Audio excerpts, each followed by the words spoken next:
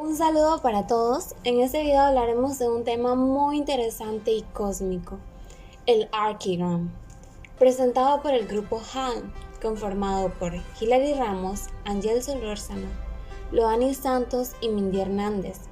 Sin más que decir, comenzamos con el video. Contexto histórico. Nos remontamos a la década de 1960. La sociedad se encontraba en pleno desarrollo tecnológico. La presencia de la tecnología comenzaba a advertirse de una manera cada vez más notable en todos los aspectos de la vida cotidiana. Comenzaron las transmisiones regulares en color. La producción de coches se disparó, volviéndose muy popular entre toda la sociedad el escarabajo de Volkswagen o el Citroën 2 caballos. La industria de la aviación fue una de las más desarrolladas, produciéndose así una revolución en los medios utilizados para viajar. Surgieron nuevos polímeros, fibras como el nylon y el dacron o terilene, los cuales proporcionaron un nuevo impulso en la industria textil. A partir de este momento, las máquinas pasan a ser un símbolo de progreso y avance. Ya no solo se podrán ser adquiridas por un grupo reducido de personas pertenecientes a una élite, sino que cualquier consumidor tendrá acceso a los nuevos inventos. En el panorama artístico, este también se vio afectado por ese nuevo estilo de vida. Una nueva cultura de lo visual se imponía en Gran Bretaña. El collage pasó a un primer plano y convertirse en una herramienta fundamental. Esta herramienta de comunicación permitía llegar directamente al pensamiento humano. En un golpe de vista se podían captar conceptos. Era un telégrafo moderno. Este concepto será empleado posteriormente por Peter Cook, uno de los fundadores originarios, para denominar al grupo. El Archigram se define más bien como un elemento simple, urgente, de comunicación más que como un diario, es decir, como un telegrama. Los años 60 es el auge de la carrera espacial y ciencia ficción.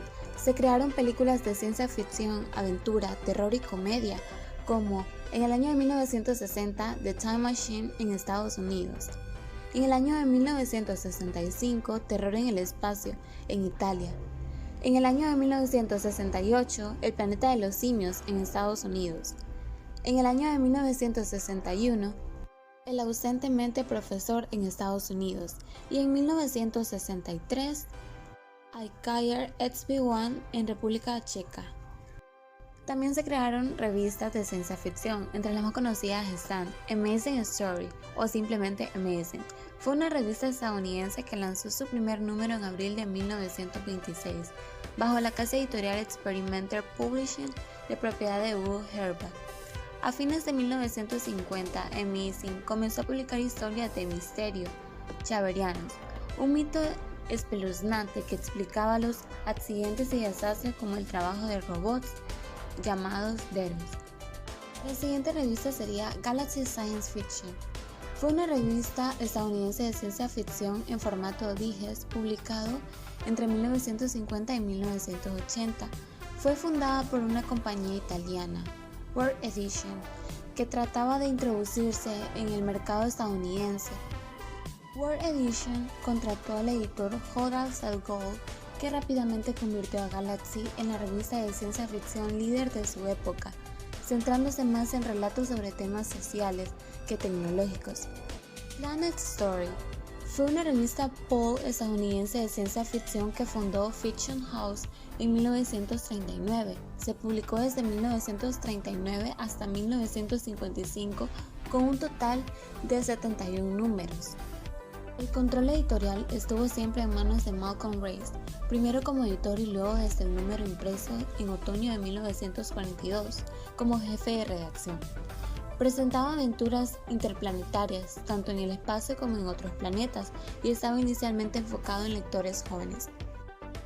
En el contexto de las artes, las escuelas de arquitectura se mantenían impasibles ante los continuos y drásticos cambios de la sociedad estaba asumiendo. Todo inicia en la Arquitectura Association School of Architecture de Londres, comúnmente conocida como AA. Es la escuela de arquitectura independiente más antigua del Reino Unido y una de las más prestigiosas y competitivas del mundo, teniendo como lema "Diseño con belleza y construyan la verdad". Aquí hubo un grupo de estudiantes que decidieron tomar partido en lo que esos momentos estaba sucediendo en su entorno. Inicio del Archigram. Un grupo de jóvenes arquitectos se reunieron para criticar proyectos, escribir cartas a la prensa, comentar sus propios proyectos. Crearon una vía de escape del aburrido que se estaba desarrollando en los despachos de la arquitectura londinenses. Estamos hablando de Peter Cook, David Green y Michael Webb, los cuales comenzaron su propia revolución contra el sistema educativo de las escuelas. En 1962, con la edición del segundo número, se suman Ron Heron, Dennis Crompton y Warren Shaw. Poco a poco las revistas fueron aumentando sus tiradas y fueron invitados a la exposición Living City en 1963. Es justo en ese momento cuando el grupo empieza a ser reconocido. ¿Qué es el Archigram? En la década de 1960, lejos de la posguerra, nace el término Archigram. El Archigram enmarcó en el antidiseño. El Archigram era futurista, antiheroico y proconsumista, inspirándose en la tecnología con el fin de crear una nueva realidad que fuese expresada solamente a través de un proyecto hipotético. La palabra Archigram es la unión de dos palabras clave, arquitectura y telegrama. Distribución del Archigram. Los representantes del Archigram repartieron en 9 panfletos sus ideas a estudiantes de arquitectura de ese tiempo. En él daban rienda suelta a ideas, conceptos y proyectos utópicos encargados de realizar una infraestructura ligera con tecnología de punta y de supervivencia. ¿Qué experimentó este movimiento? El Archigram experimentó tecnología clip-on, medios desechables, cápsulas espaciales, imaginería del consumo masivo. Mezclaban el cómic y la arquitectura. El Archigram era rebelde y contradictorio. Los discursos inspiraban el arte pop, hypismo, lo psicodélico, cápsulas geodésicas, ferias ambulantes, cómics, carreras espacial y películas de ciencia ficción. Fue un periodo de optimismo y revolución cultural. ¿Por qué nos llaman los Beatles? Para mucha gente, hablar de Archigram es hablar de cultura pop, de los Beatles, incluso de Monty Python. El Archigram está más cerca de un concepto que quizás deba ser definido como más allá de la arquitectura. El grupo de arquitectos londinenses que en los años 60 recibieron el apodo de los Beatles de la arquitectura por su personalidad y cómo reflejaban en su obra el espíritu psicodélico, libre y optimista de aquellos años. En el 2002 definieron como una familia disfuncional de hombres. ¿Quiénes fueron los Monty Python? Estos fueron una campaña británica de comedia surrealista que creó el programa de televisión de comedia Sketches Monty Python Fly Circus, que se emitió por primera vez en BBC en 1969. Los Beatles eran una banda de rock inglesa formada de Liverpool en 1960. El grupo, cuya formación conocida, estaba formada por John Lennon, Paul McCartney, George Harrison y Ringo Starr. Está considerada como la banda más influyente de todos los tiempos. Fueron parte integral del desarrollo de la contracultura de la década de 1960 y el reconocimiento de la música popular como una forma de arte. La verdad es que el Archigram es cierto que estaba más interesado en las imágenes del aire espacial que en el tono apocalíptico de la tecnología. Hablaba mucho de la tecnología y de la técnica, pero en realidad era más un tema de imaginaria, futurista, bocetos y dibujos. Una verdadera preocupación por los procesos constructivos y por la ciencia, por el método científico. Este movimiento está formado por arquitectos y diseñadores, entre los cuales se encuentran los siguientes miembros: Peter Cook, David Green, Michael Webb, Joanna Mayer, Warren Shaw, Ron Heron y Dennis Crompton. A continuación se dará una breve explicación de cada arquitecto y el recorrido por sus obras más destacadas. Peter Cook nació el 22 de octubre de 1936. Entre 1953 y 1958 fue estudiante de arquitectura en la Bournemouth College of Art, pasando más tarde a la Architectural Association School of Architecture en Londres, donde se graduaría en 1960. Mientras trabajaba en la oficina de James Corbett and Partners, Cook fue uno de los miembros fundadores del grupo Archigram. A Cook le gusta inventar situaciones y disfruta mucho formando analogías entre las peculiaridades y experiencias de las personas individuales y las posibilidades de estas con el medio ambiente, el cual es ambiguo e inesperado. Peter Cook formó una sociedad con Christine Hawley, un antiguo alumno de Ron Aron, y ha construido una vivienda en Berlín y estructuras más pequeñas en Osaka y Frankfurt.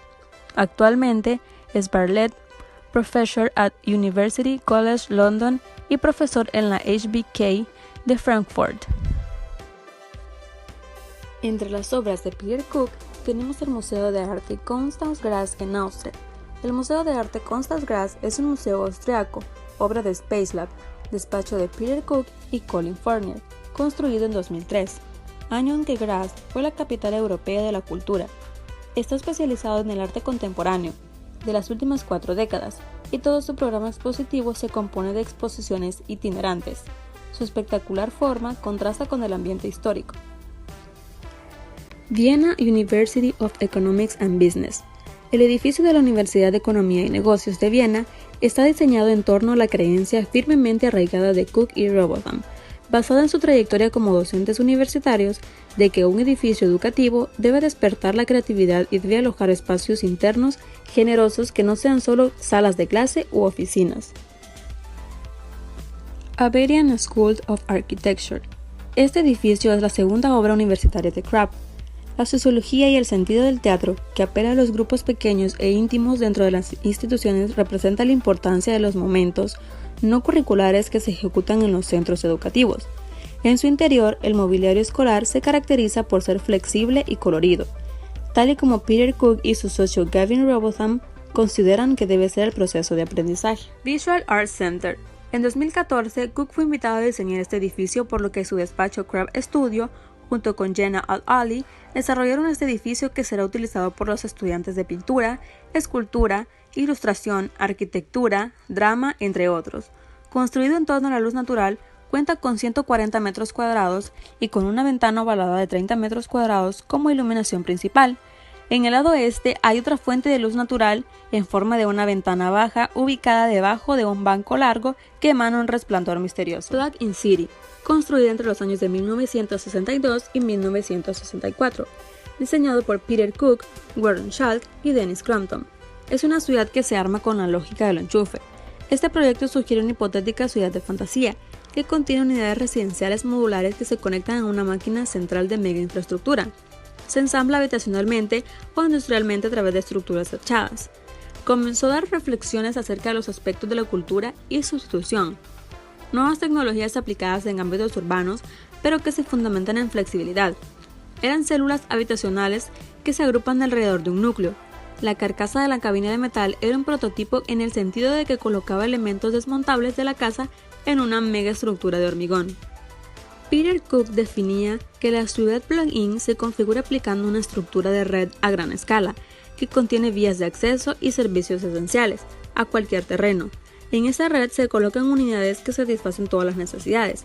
Estas unidades están planificadas para la obsolencia. Las unidades son servidas y maniobradas por medio de grúas que operan desde un ferrocarril en el vértice de la estructura. El interior contiene varias instalaciones electrónicas y de máquinas destinadas a reemplazar las operaciones de trabajo actuales. Las calificaciones de permanencia típicas serían baño, cocina, sala de estar, piso, obsolencia de 3 años, salas de estar, dormitorios, obsolencia de 5 a 8 años, ubicación de la unidad de la casa, 15 años de duración, espacio de venta de uso inmediato en tiendas, 6 meses, ubicación comercial de 3 a 6 años, lugares de trabajo, computadoras, etc., 4 años, siglos y carreteras para automóviles, 20 años, megaestructura principal, 40 años. Ron Aron. Este londinense nacido en 1930 pretendía dibujar como un sueño aparentemente sin mostrar esfuerzo, indiferente entre las charlas superfluas aunque sin rechazar una situación divertida. Ron Aron era el optimista del grupo y evitaba los conflictos. Esto no quiere decir que en alguna ocasión, cuando él pretendía llevar la razón en algún tema, fuese una persona intransigente. Fue un arquitecto y profesor importante de Inglaterra. Se destaca por su trabajo con el grupo arquitectónico experimental Archigram. poco de acabar sus estudios arquitectónicos, Aaron comenzó a trabajar para London County Council, Junta de la Ciudad de Londres, con sus compañeros futuros de Archigram, Warren Schalt y Dennis Crompton. A ellos se unieron Peter Cook, Mike Webb y David Wren. Obras de Ron Aaron. Al final de los 60, el pensamiento de Archigram se había incorporado en algunos edificios japoneses y había influido en la creación del Centro Pompidou en París, que se inspiró por un dibujo de Aaron de 1968, Oasis para muchos. Las ideas que están en los diseños de Archigram son más importantes que la arquitectura construida. Walking City es una de las obras más célebres de Aaron, posteriormente descrito como el ícono internacional de arquitectura radical de los años 60. En 1965 se publicó la primera propuesta para Walking City en la quinta edición del folleto de Archigram. Los dibujos evocativos del proyecto de Aaron llegarán a ser una de las imágenes más reconocibles de la obra y de las ideas del grupo. Mansac es un autómata del Archigram para la ayuda de las tareas domésticas del hogar. Despliega en la vivienda una serie de dispositivos, como radar óptico, cámara de televisión y sensores para golpes, una especie de mezcla entre robot de cocina, aspiradora y centro de comunicaciones integrado. Walking City. Podríamos decir que The Walking City es la obra más destacada de Ron Aaron. La creó en 1964, tomando en cuenta que estaba dentro de una línea utópica. Eran estructuras móviles albergando una megaestructura. Era una estructura robótica en forma de postvivientes gigantes, autocontenidas que pueden deambular por el territorio en busca de recursos. Tenía inteligencia artificial robótica. Un Walking City más otro Walking City es igual a Walking Metropolis. Ron Aaron imaginó un futuro en el que las fronteras y los límites fueran abandonados en favor de un estilo de vida nómada entre grupos de personas en todo el mundo. Inspirado por las plataformas móviles de lanzamiento de la NASA, aerodeslizadores y cómics de ciencia ficción, Archigram prevé la construcción de enormes estructuras robóticas móviles que viajan por tierra y mar y pueden trasladarse a cualquier lugar donde haya recursos, en caso de una catástrofe. Películas inspiradas en Walking City. Se sabe que el Walking City es una estructura fantasiosa.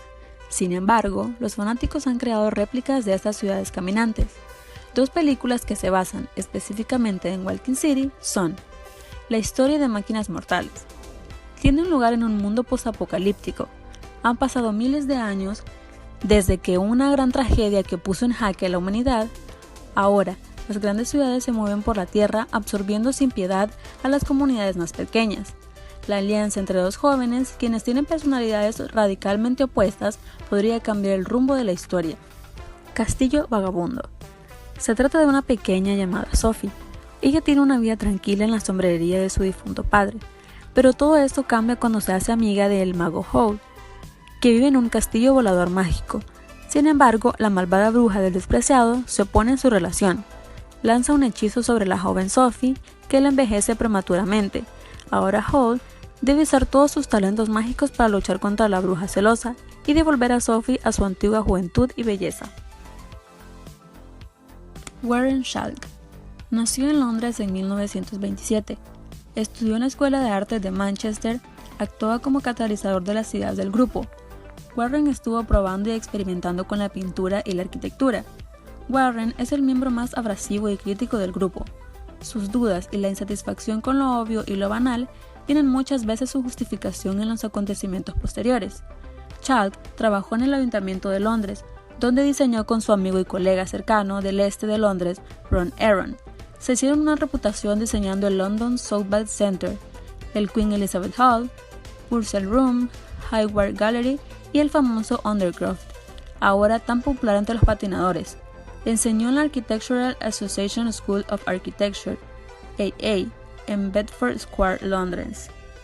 Warren Schalt comenzó a usar la palabra cápsula en 1964.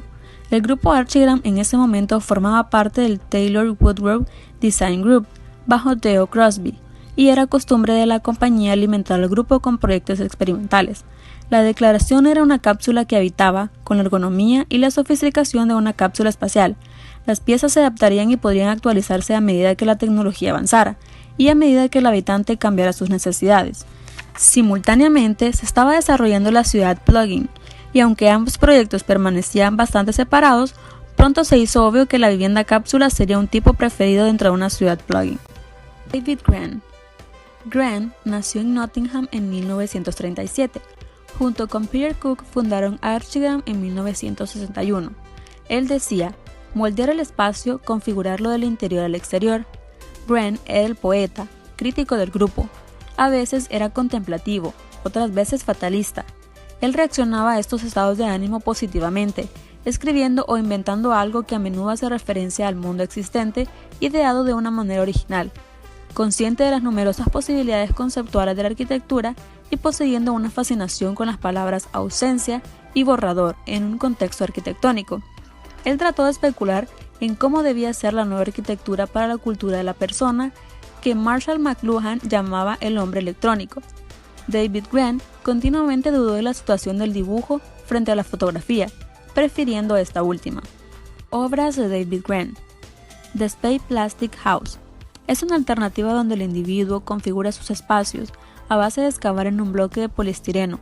Es una arquitectura en la que la forma determina exclusivamente el usuario y responde verdaderamente a la configuración del espacio interior. The Living Put. Esta es una propuesta especulativa de una casa remolque que podría existir de manera independiente o conectada a estructuras más grandes. Michael Webb nació en Henley-on-Thames en 1937. Estudió arquitectura en la Politécnica de Regent Street, en Londres. Michael Webb era el ermitaño encargado del diseño dentro del grupo. Durante sus años fuera de Londres siguió formando parte del grupo ya que eran constantes las cartas y las reuniones que realizaban y por tanto fue un pilar fundamental dentro del grupo. Es conocido como Spider Webb. Sus proyectos más famosos son Centro del Pecado y High Wycombe Furniture Manufacture Building. Este último fue proyecto de diseño de 4 años y se presentó en el MoMA en 1962 como parte de una exposición de arquitectura visionaria. El Drying House lo inicia en 1967. Explora la presencia omnipotente de los automóviles en la arquitectura, los autocines de la década de 1960, hasta los autos sin conductor de hoy. Esto como nueva forma de pensar sobre la arquitectura. Centro del Pecado es conocido también como el Palacio del Entretenimiento. Se convirtió en una causa célebre desde varios puntos de vista, un concepto atrevido por el cual los elementos normalmente separados de la audiencia, el showtime y los autos estacionados se unen en la placa inclinadas que se desarrollan a partir de un sistema de rampa sinuosa. Una gran tienda departamental a nivel de la calle y 10.000 pies cuadrados de espacios de oficinas se colocan arriba. El palacio de entretenimiento incluye una bolera, cine, teatro, zona de baile, cafetería, pubs, etc. Las cubiertas del palacio de entretenimiento dependen para su forma de las posibles permutaciones que surgen de su posición en relación con los dos sistemas circulatorios fijos, que son vehicular y peatonal. Dennis Crompton nació en Blackpool en 1935. Fue el encargado de guardar minuciosamente todos los archivos y publicaciones del grupo para que en un futuro estuviesen disponibles. Se encargó de todos los problemas técnicos. Es un entusiasta de los aparatos, chismes, máquinas, técnicas y sistemas. Es el miembro más práctico del grupo. Sin embargo, el más decidido a la hora de emprenderse en un nuevo proyecto cada vez más irreales y grandes. El proyecto más destacado de Crompton es la ciudad de computadora. El dibujo original es una línea de tinta negra sobre papel calca. Luego se produjo una impresión fotomecánica y se montó a bordo. Añadió color usando película de color y cinta, después de lo cual la obra de arte se selló con color.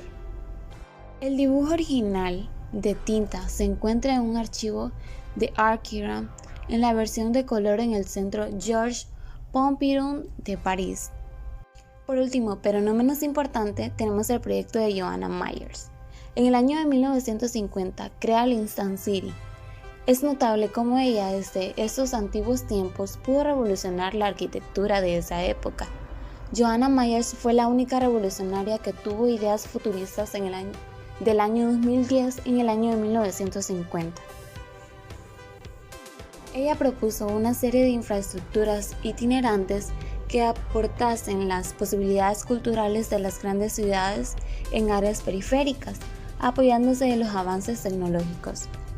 La ciudad instantánea busca aportar temporalmente un foco cultural que Joanna Myers deseaba y de ocio en estas áreas periféricas, y fomentar el desarrollo de iniciativas estables en cada una de sus ubicaciones, generando una más amplia red cultural.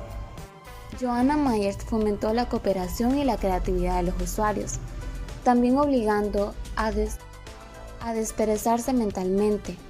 Ella dijo: se establecen contactos con los recursos culturales de cada área y se desarrollan múltiples eventos. El Artigram fue un influyente colectivo de arquitectura de vanguardias. Aunque el grupo nunca construyó un edificio, sus proyectos conceptuales radicales influirían en muchos arquitectos posteriores, incluyendo pioneros de la arquitectura de alta tecnología como Renzo Piano, Richard Rogers y Norman Foster. Como conclusión, podemos decir que el Archigram es un movimiento rebelde y contradictorio. Esto se debe a los cambios y el arte de la década de los 60.